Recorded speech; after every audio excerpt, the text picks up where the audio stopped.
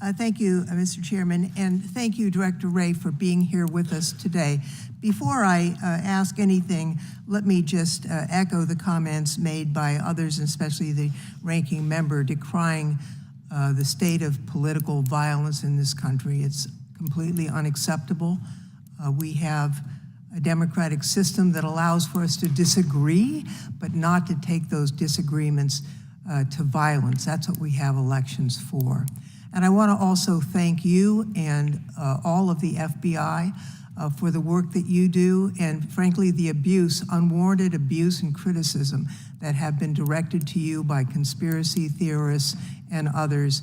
It doesn't make your hard job any easier, and I want you to know that many of us notice that and appreciate the work that you and your team are doing.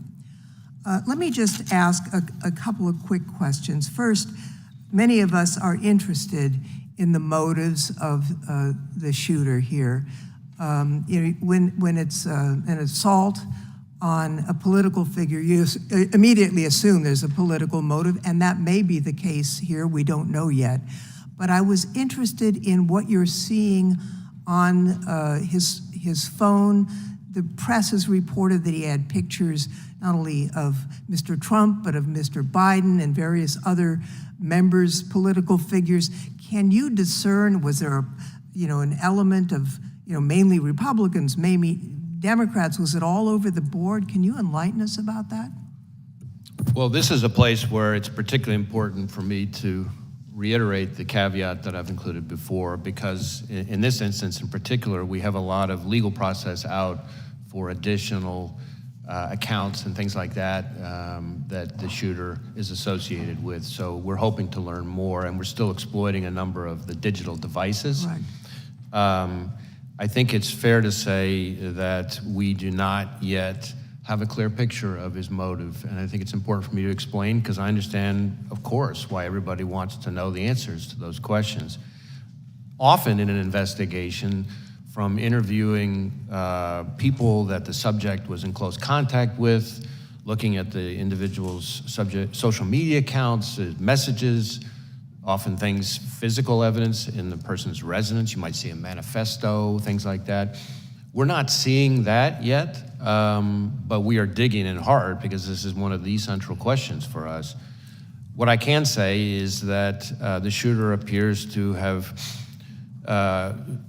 done a lot of searches of public figures in general, but so far we're seeing kind of news articles and things like that, and so the images that have been reported about, really what we're talking about there are when you do a news search of an article, the image appears in the cache, as opposed to like a search for that specific individual. But again, I really want to be clear that that's a place that we're doing a lot of work right now, and so more to come on that.